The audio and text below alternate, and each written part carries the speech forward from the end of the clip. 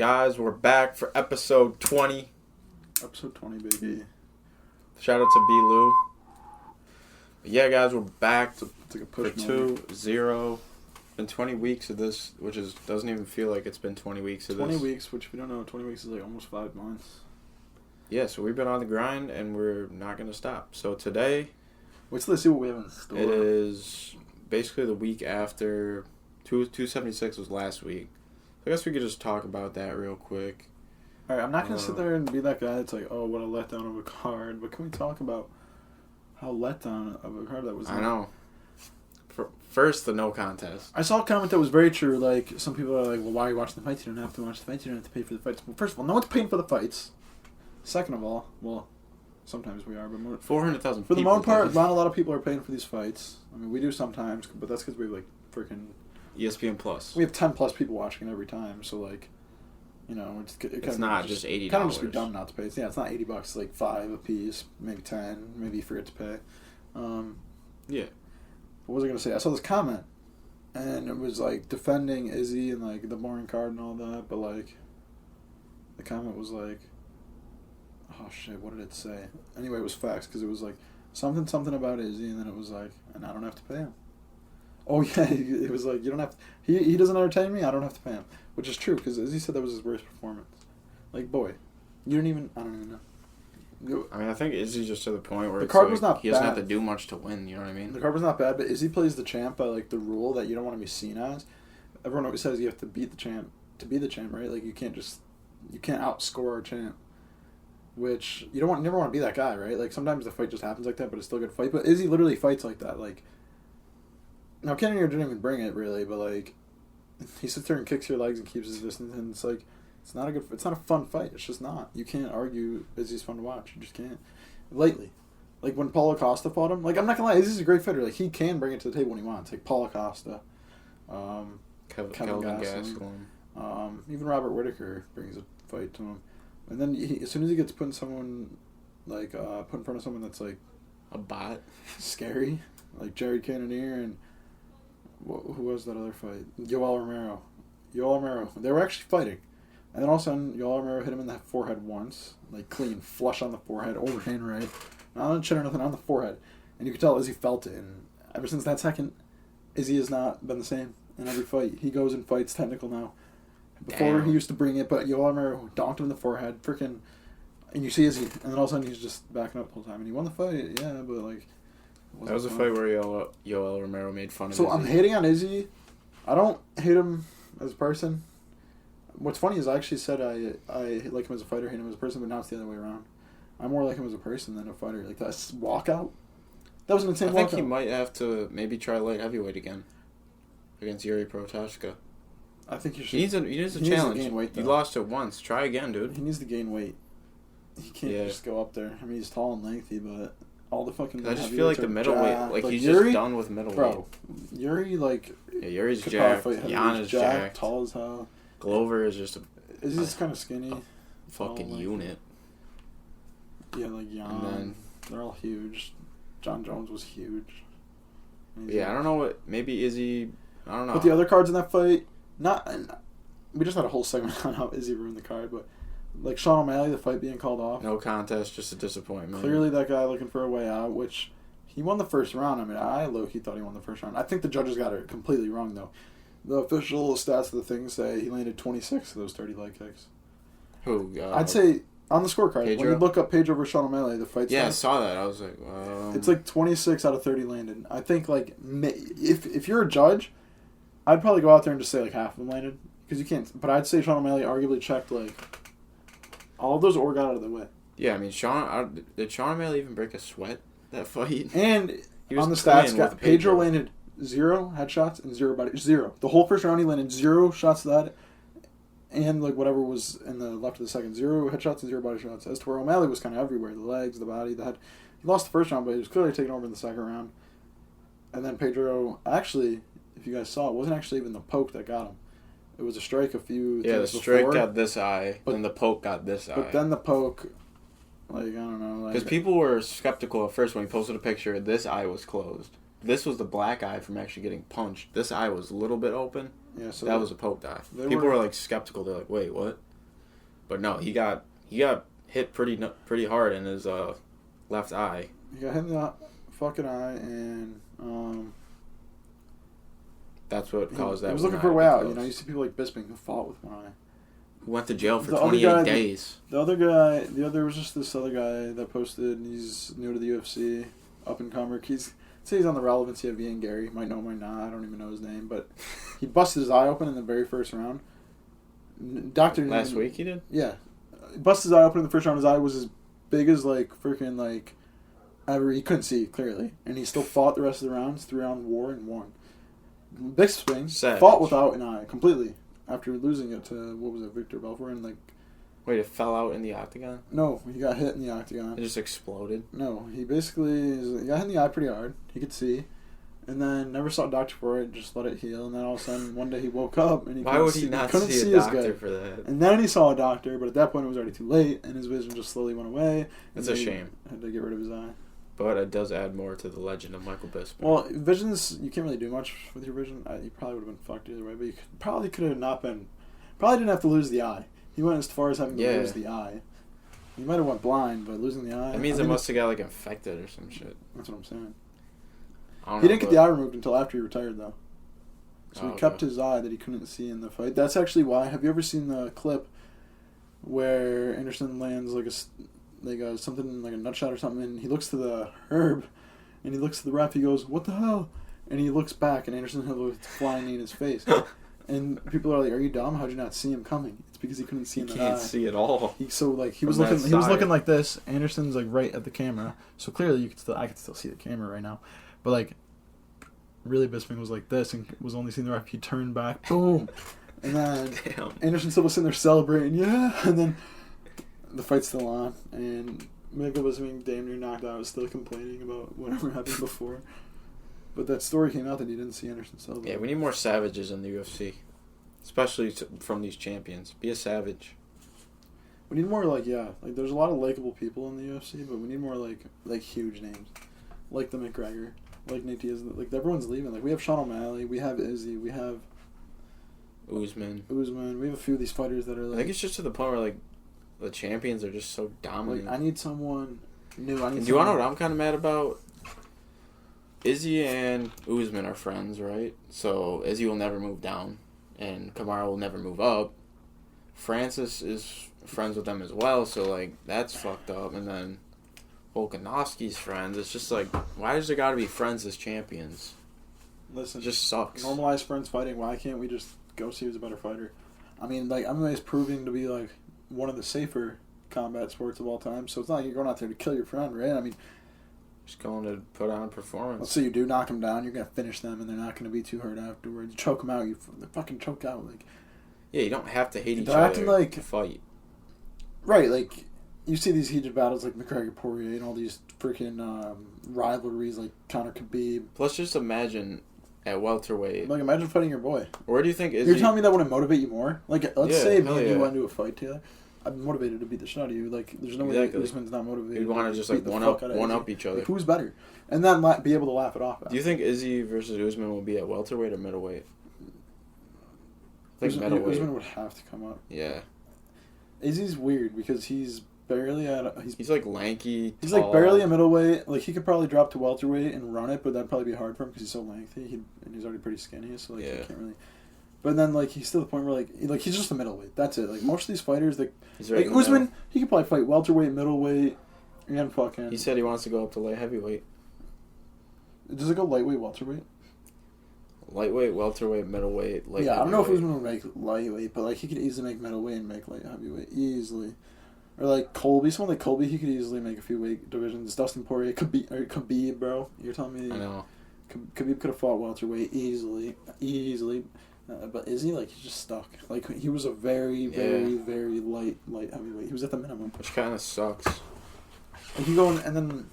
That's why I'm interested to see, like, how much weight is Jon Jones actually putting on. He says he wants to be as big as Ngannou. Which obviously is, like, that seems impossible, yeah. But, like, if he has the physique, anything like Ngannou or, like, Paulo Costa, where, like, he literally looks like a puffed-up balloon animal. Like, you know how they look like and their muscles are just... It's so weird. Like, it makes no sense how Ngannou and Paulo Costa look. And what was funny is I argue both those fighters probably aren't on steroids compared to like Sean O'Malley. Like something like I know. Literally. Sean is a skinny mofo. Speaking of Sean, basically Sean, after his fight, he was getting interviewed by UFC BT Sport, and Henry Cejudo basically told him he sucks. And this led to a Twitter argument. Sean O'Malley wants to fight Henry Cejudo September 10th. He said, "You're gonna be able to lose enough weight." I think O'Malley's great for that call out because I was like, good shit, O'Malley. You're defending your turf. First of all, you're the one who's actually active right now. And Cejudo he's all fucking not talk. gonna fight right now. Exactly. So like to make that call out, it looks perfect because everyone's like O'Malley just got tested. Like no, O'Malley was winning that fight, and then O'Malley goes out and calls out someone like Cejudo. People are like, oh my god, he's calling out. Yeah, he's defending his freaking and like territory. We both know. Dope. Sean O'Malley knows. I know. Cejudo ain't gonna fight him. Exactly. He'll fight him. He might not. He's not gonna fight him this early though. If Cejudo was like actually in there, like I know he's in the USADA pool, but if he was like actually like fighting, trying to get out there, not just being a cringe ass motherfucker, I would have more respect. then I'd see like if I was able to see him fighting soon, Sean O'Malley probably wouldn't have done that. But since Sean O'Malley knows, he's smart. Facts. Like Sean O'Malley, like that's what we like. All these fighters that are like a lot of people hate, and love, and we're always on the love side of fighters that tend to get a lot of hate because we relate to them. Has a Lambo, freaking hangs out with like streamers, YouTubers. Like he's just a vibe. He's literally like us, bro. And he's just a chill dude who could beat your ass. But on that topic of love hate fighters that I said that we're usually on the love side, I'm actually on the hate side of Khabib, which is unfortunate, but. That's more of like a UFC thing. I don't hate Khabib as a person. Really, just what he's done in the UFC pisses me off. But like, I think he's just overrated. All these fighters that I don't know if he's not overrated because he was one of the best. Because now people are saying Volk's higher on the GOAT list than Khabib. No, I don't think. Like people are actually arguing that. No, because like Max always said it, and it's very true. Have you seen a Volk highlight? Like, where's the Volk highlights? I see him like he's fast. He's got his counters are insane. Like you throw a punch, he'll step back, land 3 on you. Might not be hard damaging shots. It's almost like it's like watching a better Izzy, a more active Izzy, but still not able to inflict damage. And Volk's like after this fight, like I respected Volk before beating up like absolutely everyone. You could argue the second fight Max Holloway won, but he still beat him twice. And I was like, damn, Volk's pretty good, but like he really doesn't perform highlights. And then he went and beat. This was a kind of a highlight fight for him. Like I feel like if anyone else in that fight, they would have got knocked out. Besides Max Holloway. Facts. But on that GOAT thing, I think Khabib still got him because Khabib. Yeah, he has to be. Khabib had harder opponents, and those harder opponents he finished in style. Like. And he arguably never lost a round. Like Volkanovski's arguably lost to Max Holloway. Conor beat him in a round. Still got shit on though. But Conor beat him in what was it, round 2 or 1? Either way, I don't think that's true. I think Volk still got some time. Yeah, he's ahead of Khabib. Still behind he's still behind Khabib. Is that it was like only defended his belt 3 times, which is fine. That one I'm not too mad about because most of the champs right now are at like 3 or 4. Like Izzy, I think that was his 5th. I think Usman's only at like 4, and 2 of them are fucking Usman and Colby and Jorge. 4 of them are Colby and Jorge. Yeah, that's crazy, dude. So like that's about the same. And then Jon Jones, you have at like 12. In Jon Jones' last 18 fights, and all fights were not all fights. I'm an idiot for that. Were all title fights. That's crazy, bro. Nobody has that stat. And the youngest UFC champion. But Khabib, he only had like 3 title defenses. He has the most stacked record before entering the UFC. Like he was 16. His first 13 fights, we'll say, were against nobodies. His 15th fight was a guy who was 0-0. His first professional fight, they gave him Khabib, Nurmagomedov, and like, it's kind of like what they do to Tommy Fury, but Tommy Fury's actually trash, right? They give him trash fighters. Khabib's this beast that they're feeding into nobodies, which maybe they probably didn't know Khabib was that good, and all of a sudden they're like, oh snap. But I will give Khabib credit, and this is where I give him credit. Although he fought nobodies for his first 13 fights, when he went to the UFC and he did start facing higher level competition, like Conor, like Gaethje, like Poirier, he got better in each and every single one of those fights. Like it started with Poirier, dominated, and then it got to Conor, dominated, and then it got to Gaethje, dominated even easier. That was his best probably performance. Even easier, right? So every fight against higher competition, he got better. Yeah. Like all right, Conor, Poirier, like who's a more dangerous fighter for that? I say Conor all day, because Dustin, as he beat Conor twice, he's a more well-rounded fighter. Can box, can kickbox, can wrestle, but like you're not gonna out wrestle Khabib, right? So Conor, absolute striker, left hand, hardest puncher in the UFC, allegedly, but all the fighters have said so. Like, even Poirier gave him props to it, and Khabib still ran through him. And then Gaethje, the hardest leg kicker, right? Allegedly. Leg kicks are dangerous for wrestlers. You hit him 5 times, that changes how you take someone down. Gaethje couldn't even land 2 before just getting put to sleep. Mind you, he changed from the submission because he didn't want to hurt Gaethje in front of his family, so he put him to sleep instead. Like, what? Like, damn, he can do whatever the hell he wanted. No one thinks about that in a fight shit. where he's like, I'm going to knock him out like this because his family's right there. His family's here. So that's where I give Khabib credit. He was getting better, even though he faced nobodies. As the competition got higher, he even got better. Like, it was beating him quicker. Dude, and now Oliveira wants Khabib. But that's the problem. Where He's you like, leave, I just want Khabib. You leave fucking... You leave the UFC. It's tragic. It's sad. He left too early, bro. Give him 1 or 2 defenses, he's on my Mount Rushmore. But he just missed it. And that's why I just have to sleep on him. People say, like, GOAT. You cannot call him GOAT. You literally can't. You could say he's one of the best. You can't say he's one of the greatest of all time. Because you got people like Conor, Jon Jones, GSP, Anderson Silva that automatically just kind of, like, pass him. If you were to look at, like, fights right now, Khabib's probably the GOAT just because he hasn't... Or Khabib and Jon Jones would be because they haven't lost. Like, GSP fought out of his prime. Anderson Silva fought out of his prime. Conor, he's trying. Conor's just we don't know what Conor's prime is because he's not active. He's just not active. You're only as good as your last fight. He might have been beating Poirier before. Yeah, dude, that sucks how he broke. The only thing that sucks is he was beating Poirier, but Poirier I wouldn't say rocked him, but was on a good end of an exchange. They were throwing, and then that's where Conor clinched up. As soon as they clinched, Poirier tripped him. But yeah, well, I mean, on the topic of lightweight, on the ESPN website, if you go to UFC 281. Which is on October 22nd in Abu Dhabi, comes up main event Charles Oliveira versus Islam Makhachev. Okay. And basically, I don't know if like someone messed up or like this is dead ass like gonna be that main event for Abu Dhabi. Dude, who would you pick? I would pick Makhachev. I'm gonna have to go Makhachev. I don't know though, right? Because it's gonna be a hell of a fight. But I just think Makhachev was going to do it. I don't know what's going to happen here. Like, it could really go either way. There's always that, like, when Conor's fighting or, like, someone I like is fighting. I mean, because then we get Conor Makhachev, which we kind of There's always me that wants, just like that, my fighter to like to win. Or, like, I always say, like, I'm just going to stay loyal to my fighter. Like, and it was, like, kind of like Jake Paul in all his fights. I was always riding against Jake Paul, but I always knew in the back of my mind, I very well knew Jake Paul probably winning, right? Probably winning, like, but I go in there just supporting my boys, supporting my side of things. But with the Makhachev versus Oliveira, obviously I want Makhachev not to be champion, but I don't see a world where Oliveira beats him. Although I'm saying it's very possible. Yeah, it's definitely possible. But if let's just say Makhachev wins, we might get Makhachev versus McGregor, and that could lead on to a whole new rivalry. I'm not gonna lie to you. When I was watching because imagine Khabib in the corner of Makhachev fighting Conor. When Dustin beat Conor, and Dustin went on to fight for the lightweight title, which was such a flex, by the way. He could have fought for the title before either Conor fights. Instead, he chose to fight Conor, and then chose to fight Conor again. Fought Conor which again. Is low-key savage, but at the same time, he got paid more in that Conor fight than he probably did in that title fight. So yeah, I mean that title fight did like 500. At the end of the day, what are you fighting for? Your family, your money, like. And legacy low-key goes last there. Because, you're fighting for, like, Khabib arguably fought for legacy, but, like, someone like Poirier, like, get the bag, bro. Money. Get the fucking bag. Oh, yeah. Money, on that fans. topic, so when he went and fought Oliveira, I was riding Oliveira. You guys remember, I'm pretty sure you were too, were you not? When he fought who?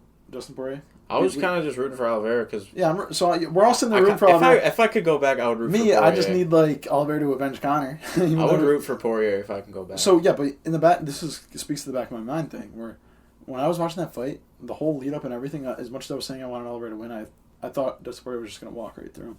I truly did. I really, really thought so. And then when I saw it, I was like, oh, my God. So... Yeah. And when I saw Oliveira, when I wasn't shocked, I was hyped. But I was like, wow, I thought Poirier was going to win. And that's how I see this fight happening. I think Islam's going to win.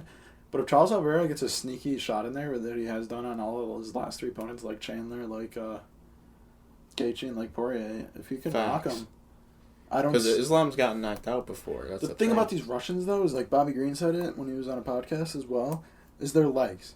They can't seem to squirm out of their legs are like so strong. It's like you can't move. Like, the only thing you could do is turn on your belly or your back. You can't roll out. Damn. You can't put your hands on your hips to push out. And if you do... Yeah, this is going to be one of those ones where it might be on the ground for multiple rounds, you know what I mean? The thing is... And I wouldn't mind that. God, Oliveira can submit you from anywhere. I would not mind a Oliveira, fight on the ground. Oliveira will be on the ground getting mopped, and he can still that get would be on the ground. entertaining. Dude, like, I don't know who'd win this fight. If let's say Makhachev gets guard on Oliveira and starts squeezing him, like, what does Oliveira from do? Because Oliveira's can submit from anywhere. This is actually going to be a fucking fight. And Makhachev could just finish you. And we already know who's better on the feet. There's no ifs, ands, or buts. Oliveira. Obviously, Oliveira's not the best striker, but I don't think... He's probably better than Makhachev, yeah. Yeah, exactly. But, yeah, I just got to root for Makhachev because, like... Oliveira's got this weird chin where you can't knock him him out, but he's really easy to knock down. I don't know if it's something that Oliveira does in his And that's his why game. that's why we would want to see Conor fight him. Exactly. See if Conor could actually do the task of knocking out Oliveira. That's what I said, because everyone says, like, oh, they're scared to pull a guard with Oliveira, which is true, but it's like, is Oliveira really that hurt when he gets knocked down? I need to start knowing. Sometimes you can tell he's definitely hurt, but notice how... Like when he got knocked down against as soon as he stands up, he gets up and it's like, dude, did you not just get knocked down? Yeah, he goes right back into it and fucking submits someone. Usually when someone lets him stand up like that, they stand up wobbling. But Oliveira's in there on the ground, like, come here, bitch. With his legs up, yeah. It's so weird. That's so weird. So, yeah, that fight, if that happens, I'm hype. hyped for it. That might be card of the year, especially if... Actually, I don't know. Put OMalley back on there. Yeah, get OMalley on there versus... Cejudo said he'll be ready by October. Because Chandler and Poirier, they were beefing at 276. I saw that. Yeah, guys, who do you guys have in a Chandler versus Poirier fight? I need to know who and why. I go Chandler because I feel like Dustin Poirier, I don't really, correct me if I'm wrong, but I don't feel like he sets the pace in most of his fights. He kind of just fights, right? Like, go out there, try and outbox you. You see Chandler. He brings the pace, right? Like, you have to fight to him. He's walking towards you. He's walking towards you. He's throwing bombs. And I think, like, all right, well, if Poirier eats a few of those shots, he can clinch up. And then if they go to the ground, Michael Chandler's definitely going to be way stronger than Poirier. Way stronger than Poirier. Facts. Michael Chandler's, like, shredded, bro. He's definitely... He's probably one of the most ripped in He's got tree trunk legs as well. We haven't even really seen him use his wrestling in this MMA so far. I feel like we haven't even seen a lot of Michael Chandler. Like, yeah, he's fought, 3 times? But that's not a lot, We got a lot of Michael Chandler left, which I'm hyped about, you know what I mean? Which is, like... that's hype. Like, Michael Chandler's kind of just getting Poirier started in had this a good argument as well. He's like, you've been knocked down in all your last 3 fights. But so did Oliveira. You knocked down Oliveira 3 times in your fight and still couldn't finish him. So I don't know the point Poirier's trying to make there. Because it's like Patty or like Oliveira. If you're going to hit them and you just can't finish them, like, that's okay. That's not really, it's not really hurting them. I mean, it hurts them in the scoring. But speaking of Patty, bro, next week we'll have our predictions for London. Let's go. That's so hype. Darren Till's off the card. I know. Darren Till, he's can't fight Luke Hermanson, but... Darren Till's my favorite fighter. Chris Curtis is stepping in. Remember Chris Curtis? Yeah. So he's stepping in. I'm honestly just going to root for Chris Curtis because this will be a big freaking step up for Chris Curtis. And I'm just going to... We could see him get ranked. But yeah, that's sad. Darren Till fought. But an argument about Fighter Pay I saw related to Darren Till.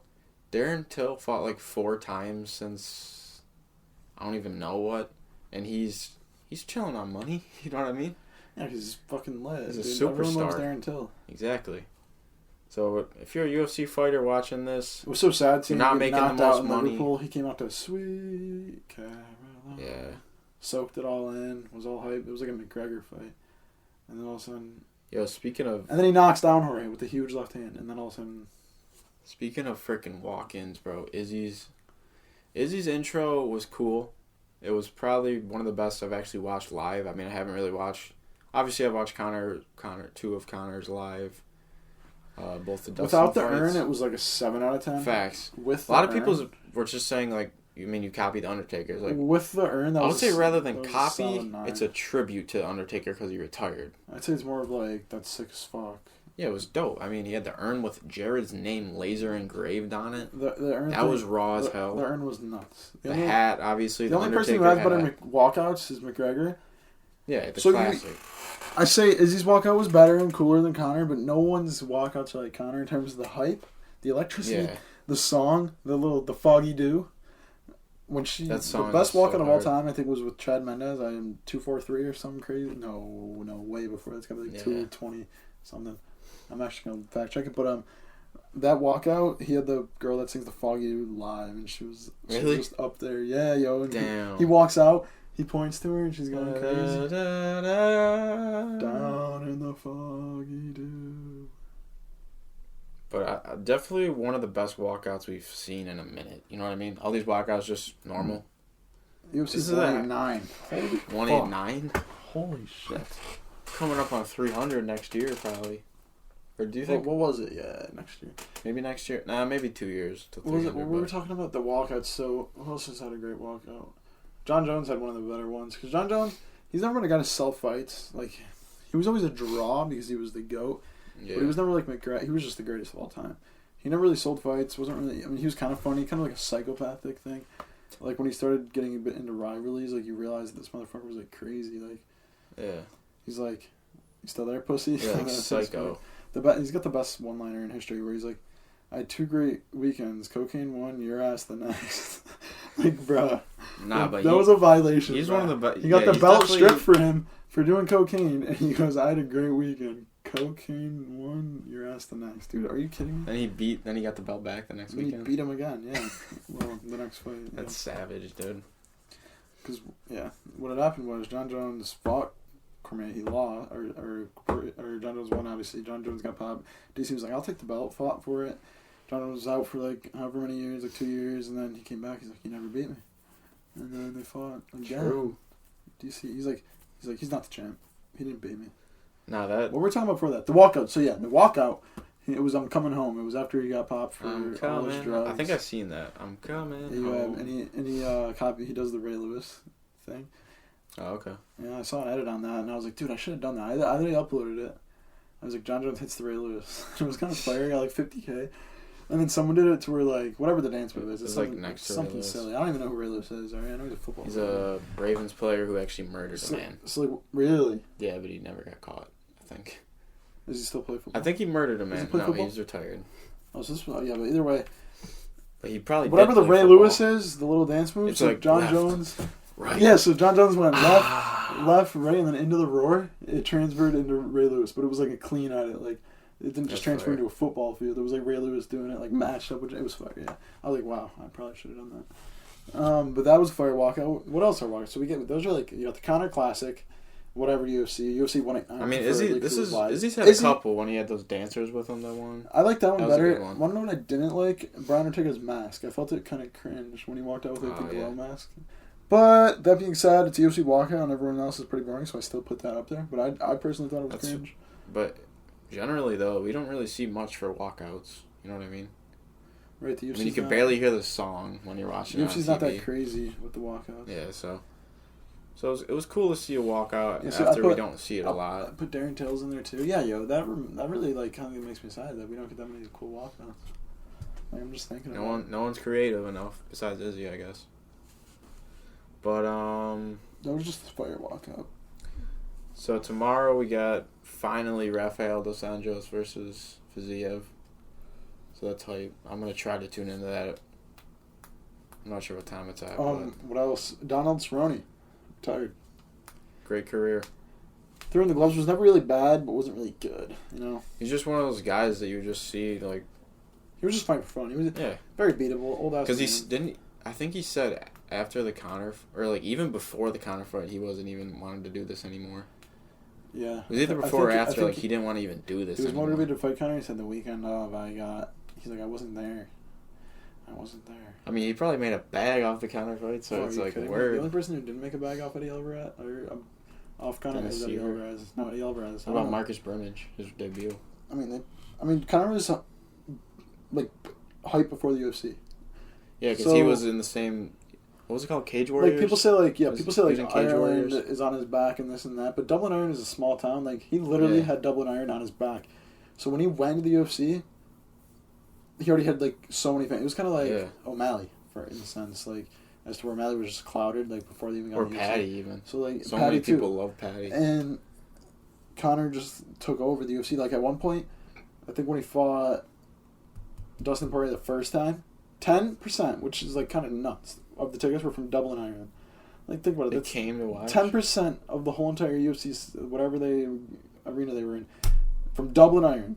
Dublin Ireland is a small ass town. Like, Yeah. I mean, To Ireland's get just 10% small of the in tickets, general, you know what I mean? that's insane. Ireland might be as big as, what, like Florida? There's actually a video of 2 guys acting like Conor McGregor, like a week after their fight. This was when Conor McGregor was popping, running it. Everyone on the street was acting like Conor McGregor. Conor McGregor drives by these 2 guys, and he's like, "You'll do nothing," and it's so funny. And it's just you crazy. Got it just that shows post you how, taken like, down for violence. yeah, I remember that. That was like one of my first good videos I got taken down, and I was like, yo. But yeah, man, like double and iron, like Conor McGregor, man. There will never be another. I actually saw someone in the comments the other day saying there was gonna be another Conor McGregor. There will not be another Conor McGregor. There won't be another Conor McGregor. There might be enough UFC There's fans to have hype fighters, like, do better numbers, but no one on their own will do numbers like Conor did with the fan base that there was. The shit talking. Dude, I just said that so good. The outfits. I just said that's so good. That came out so well. Yeah, like, everyone copied the way he talked, walked, dressed. Everyone was copying Conor after. That's why I made that edit of Kobe Cummins. He's like the Muhammad Ali of UFC, and people hate when you say that because Muhammad Ali's like... Muhammad Ali really invented trash talking. Like, no one was trash talking. He invented, before. like, Muhammad Ali. being a boxer, damn near. He invented being a real-ass person, You know what I mean? bro. Yeah. Like, you're going out there to fight. You're going out there to potentially kill your opponent, alright? And you're not going to... You're just going to be respectful the whole time? So Muhammad Ali... invented trash talking. Conor brought it to the UFC. He didn't just dressing up for a press conference, which should be normal. No, Conor had to make a mark. Like, everyone wears their suit too goddamn big. Like, it's like out to here. They got their cuffs out here. They're all like, just fully clothed. It looks like they're fucking. Yeah. Conor McGregor's got the nice tight suit. He's got the wrist showing. He's got the nice little tie. He's some got shades. He's got the. Always had his sunglasses. A perfect fit. Like. When does Conor not get in a suit? You see fighters, you're like, that suit's whack. You look at Conor, you're like, what the fuck? Yeah, or you see freaking Sean Strickland at the press conference with blue jeans and a white t-shirt. You see like, Conor bro, with the fuck you. Get something nice. The fuck you. Conor, the hardest suit of all time. Conor McGregor's fuck you straight pinned for the Mayweather press conference. You ever see it? Nope. So fire. I'm gonna have to show the pod as well because it's crazy, guys. It's basically just a striped suit. If you look, says fuck you, fuck for you. Me to Matt, I mean, I'd probably be able to read it. If you're on my bed with it, I'd be like, dude, this one's. Let's just say fuck you, fuck you, fuck you. That's dope. Looks like a striped suit, yeah. Wait till the up close, all right. See, that's just raw. Like, come on, man. Y'all will see it. Yeah, we'll have it on our Instagram and shit. But yeah, obviously, it's we're kind of just waiting for. I mean, 277's up the next card. It's Amanda Nunes Pena, which is hype. That's the next card? And then it's Kai Kara France and Brandon Moreno, and that's really all they've released so far. Someone was like... The next card is Amanda Nunes? Yep. July 30th. Guys, can we get... I need to know. The weekend of our trip. Is Amanda Nunes still the GOAT? And I say that because... Men's and women's. Is Amanda Nunes the GOAT? I've officially stopped fucking with the rankings website because she's double champ, lost one fight. Like, it's not easy to bounce up. Did she move under Shevchenko and Pena? Yes, and this is where it just doesn't make sense, bro, because she was just running shit for however long. Forever. People thought Chris Cyborg was some unbeatable woman bot. Like, everyone knows Amanda Nunes is a man, but people thought Chris Cyborg was a man, right, bro? Like, people thought, like her physique was crazy. She's got, like, all these puffed up muscles. People think Holly Holm's a man. And, like, and then we saw Amanda Nunes, right? Like, she's, like, a real-ass, like the double champ. She's got a picture of her holding a fucking goat, and she's got to go up and down and defend these fights. She wasn't like Conor where she just dipped after getting both the belts. She wasn't like Cejudo and dipped after she got the 2 belts. She wasn't like DC. She defended both. She went and defended both of them, and then went and had to go back to defend this one, and she got called back. And like, I think she should still be number 1 pound for pound. Until if she lost again, then I'd be like, okay. I don't see how you can make Shevchenko above her after Shevchenko's performance. I don't see how one fight... Shevchenko damn near lost. I don't see how one fight changes you. Like, you're going to tell me... like that was probably Pena's best fight, and it makes her above Amanda Nunes. Like, right. I mean, this is who it's voted on by. Mark Romani. And mind you, it was a war. It's not Okamoto. It's not like it was a crazy fight. Like, yeah, Juliana Pena had sometimes the majority of the better exchanges, but it's not like Amanda Nunes didn't land. It's not like she didn't look like Amanda Nunes. She went out there swinging and banging and just didn't catch her. If one of those shots would have landed... And respect to Amanda, she didn't want to get choked out and passed out. She just tapped. Said, you got me where I can't get out. I'm kind of mad at Juliana Pena right now. So I'm watching clips of The Ultimate Fighter. And obviously with The Ultimate Fighter, it's the coaches, Juliana Pena. It's leading up to the rematch. There's a lot of conflict in the show where like the coaches have to see each other. And it's always coaches, it's always people who are going to fight. And like, so like they're in a room talking to each other. and Dana White tells him to, like, they have to, like, go somewhere or whatever, and Juliana Pena is zooming through the hallway, right? And Amanda Nunes is just, like, walking. She's like, why are you so fast, girl? And Juliana Pena's like, gotta keep up. And I'm like, okay, like, all right, that was this is kind of why I don't watch that. And then they do, like, the interviews of, like, the conflict, right? And Juliana Pena's like, I don't know why she's trying to be all friendly and stuff. Like, we're not fighting in a month. I just told her she's got to keep up. And I'm like, bro, that was so cringe. Amanda Nunes goes, she was walking fast. Like, yeah, dude. Know your place. You cancel the fight. Amanda it's not Nunes even a conflict. That's what I'm saying. Juliana Pena thought she was raw as hell for saying that. Like, no, why are you walking so fast, you idiot? Like, I don't know. That's going to be a hype fight. Please, Amanda. So is Kai Kara France and Brandon Moreno. This is Kai Kara France's biggest fight of his career. Dude, I thought Kai Kara France was undefeated. Izzy will be there. Volk will be there supporting Kai from the same place in Australia. But we need some more big names on 277 or else... I don't know. It's not going to be that... Throw Hobbs out on there. It's going to be less than freaking 400,000 buys. It might not even hit 200,000. Just Nunes and Kai Kara France. I think it hits... I'm going to say 250,000. I say 250 is a good number. Like, no way. That's why people are like, maybe Nate Diaz fits perfectly on this card against... Dude, I don't even know. That's actually horrible. I know. So far, it's just Kai Kara France, Brandon Moreno, flyweight, one of the least entertaining divisions. How you've seen boxing work lately, I'm not mad at Jake Paul for only getting 400 on his last one. Forgetting what? 400 pay-per-view on his last one. I was, like, upset. Well, not upset. I was like, that's embarrassing. But with how the events have been going lately... I mean, for his fourth fight... Well, his first... Bud Askren was, like, 1.2 million. That was, like, top 5 of the year. Like, the whole year. That was, like, top 5. Besides Conor, obviously. Conor... This Jake Paul fight's probably not going to sell a lot. Dude, it's going to do, like... We'll fill you guys in. Jake Paul's not fighting Tommy Fury because Tommy Fury bitched out. Dude, and he's fighting... I don't know if boxing rigged, but you know how sus this fight looks? Only because it's an old sparring partner. I don't know. I don't think they like each other, though. And the clip of... yeah, they got a photo, but... Yeah, they got... No, the clip of them beefing? Oh, the clip where he's like, if he accidentally knocks me out... Something's going on there. I don't like how it's a sparring partner. And I get that there was a video of them beefing or whatever, but, like... If I'm this guy, I'm taking a bet. I'm taking a drop for $2 million. So serious. And now is like these more celebrity boxes are happening. People are paying more attention to boxing being rigged. You watch like a Deontay Wilder Tyson Fury, you don't think of that fight being rigged, right? But as soon as it's like a YouTuber, you think like, oh shit, that might be rigged. So now there's more stuff going on like with the rigged and like it's so weird that every sport ties into with like the mafia somehow. I was watching some like mafia boss on like some podcast talking about how they used to stage fights. Joey Jude. Yeah, and they just he's like a beast. People always think he's like, you don't need a lot of friends. You just need 3 motherfuckers. You people can take think over it's the like that shit was. People think it's like hard to rig a boxing match. Like realistically, it's not. You have to fake a knockout. No, and then you have to practice it, but no, it's not. Right, it's not right. Like You know what I'm saying? Like, it can't look fake. Like you could easily take a dive. Now I don't think this fight's rigged, but I am sus about that clip. And the fact it's like a sparring. If he accident, why would you even? I get they were definitely beefing in that video. It was real beef, but like they could totally have been like sparring partners and like b-boys. Yeah, so I think it's Haseem Rahman Jr. His father was a heavyweight champion of boxing. He's 12-1. They're gonna be fighting at 200 pounds. He just got knocked out in his last fight. By the way. Yeah, he just got KO'd. That was because I was looking at his opponent's records. That was his first fight against someone with like a decent record, and he lost. Yeah, that's what happens. So I mean, it's like, yeah, Jake Paul's fighting a real boxer, but like, I think a lot of people who are like aren't too familiar with boxing are gonna realize that okay, this is a real boxer. Not just because you're a real boxer doesn't mean you're good. You know what I mean? Like Tommy Fury, for example, he's not that good. Obviously, it shows he doesn't even want to fucking fight because he backed out.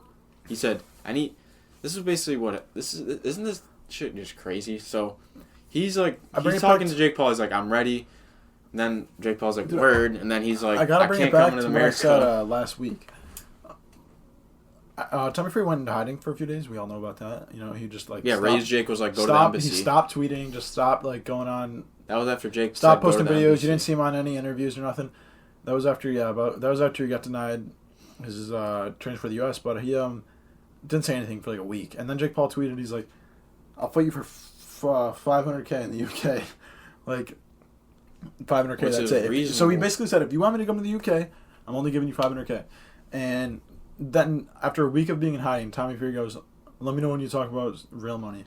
Boy, you just got offered $2 million. Now this brings me back to what I said Fix last your week. fucking visa I do not problem. think Tommy Fury's scared to fight Jake Paul.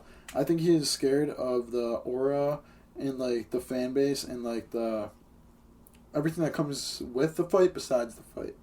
So the press conferences, Face to face shit with the Ariel face to Helwani. face. You got to talk to Ariel. You got to talk to Jake Paul first, or face to face. And it's no secret. It's no. He's hidden. antisocial. He sucks. He's an introvert. He absolutely sucks at talking trash. Which, you know, I'm sure Tommy Fury's cool around his boys, yeah. his friends, his family. All right, but when every interview I've seen him on, and even when he's recording himself talking and making a video just for his Instagram, like an update, it is the most like I swear he's like retarded. Okay, like some people just don't sound good, and he like you talk to Chael Sonnen. Chael Sonnen sounds great, right? You were to go to talk to Tommy Fury, you'd be like, what is this dude saying? So I don't think he's scared to fight, but everything else that comes with the fight, like the hate he's gonna get just for, it's Jake Paul, especially right? if he loses. The hate he would get if he lost. Just the press conferences, the face to face he would have to do. I think Jake Paul would really just get in his head, and he already did get in his head. Maybe there's some pressure just because his brother is one of the best boxers of all time. There's hella pressure on his shoulders. Probably. It's not even his real brother. True, his half brother. It's like that totally. That's probably pressure because people are like.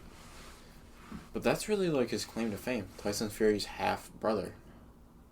I mean, I don't know, but we'll have a prediction for that the week before August 6th. It's like I don't think Tommy Fury's scared to fight, but he's scared of everything that comes with the fight. Like I feel like Tommy Fury just wants to hop in the ring and fight and then leave. But everything that leads up with it is just not good on his end. It's like all for Jake Paul. As to where like this random guy that he's fighting, like this dude's just chilling, right? Like no one really knows him. He's not Tommy Fury's little brother. He gained 135,000 followers in a day. He's just chilling. Did you see what I sent to the group chat? Like, and this is gonna suck for Jake Paul too, because Tommy Fury is so easy to talk trash about.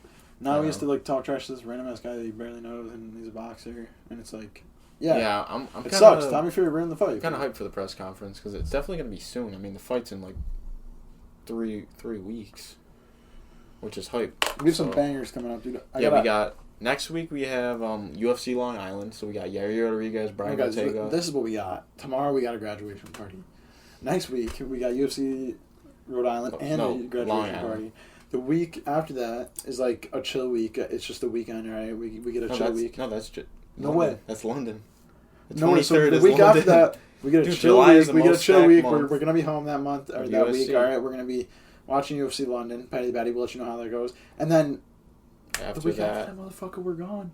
We're going on a trip, guys. You'll see. That is a week of 277. So maybe we'll try to figure out how to watch that. I think we're making a vlog. Yeah, if you guys want to see a vlog for our second channel, which is coming out. Dude, we just have to make. We definitely have to vlog that. I feel like if we get like 5-minute clips every day, 5, 10, 15-minute video. Yeah, we should make an account where we just post shit. Dude, you know what I was thinking? Todd, if they're just listening to this, but we gotta make a trophy like Dude Perfect style for the Olympics. Yeah, that's what we were talking about. No way. Let's go. Like a legit one that you can keep for a year. A year. So this podcast was kind of everywhere, but like honestly, I think it was a good podcast. Was everywhere. I think it was good. I think it's good when there's nothing to talk about, like no real. Yeah, we just gotta get more clips up of this shit. No, I think it's good when we just sit there and like right off the get-go just start talking UFC. It's good for clips, and it's good just to talk UFC sometimes. Like there's no crazy news. Like we told you about the Donald Cerrone, the Darren Till, but like other than that, we were kind of just talking, vibing, and next week is gonna be hype. We might have to actually vlog that. Guys, if you guys want a vlog channel and you're seeing this, drop a like because we have a YouTube channel where we could post vlogs. Like, imagine like 5-minute snippet of that, the latest moments of that day, 5 minutes of the latest moment of that day, 5 days of the latest moments of the next. Because that's what these YouTubers be doing, right? They'll have like a just week load of stuff, moments, and like their absolutely craziest moments. It's in a video. Like this week, everybody's gonna be crazy. We gotta fucking just go ham.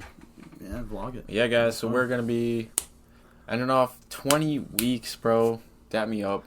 It's been a grind. It's been real. Numbers obviously been up and down, but it's not about the numbers. We just talking UFC, having fun. Right. Obviously, one day the numbers will just gradually grow, so we'll let them do that. We'll let the people do the thing. Find us. If you made it this far, comment potato. No, I'm kidding. Yeah. Actually, no, for real. If you made it this far, comment, get a haircut. Cause I need a haircut. Yeah, same. I think I'm gonna get one actually before the trip. In a few weeks from now, on that trip we're talking about. Next week at Cody's. The crazy background we have, we're gonna have a nice fresh haircut. That podcast is gonna be sick. Yeah, we're gonna be in the outdoors. Yeah, we're gonna be outdoors and just chilling. But that was episode 20. 20 weeks. Yep. Yeah. been a grind. It's been a hustle. It's been real. So we'll see you guys next episode. Let's go.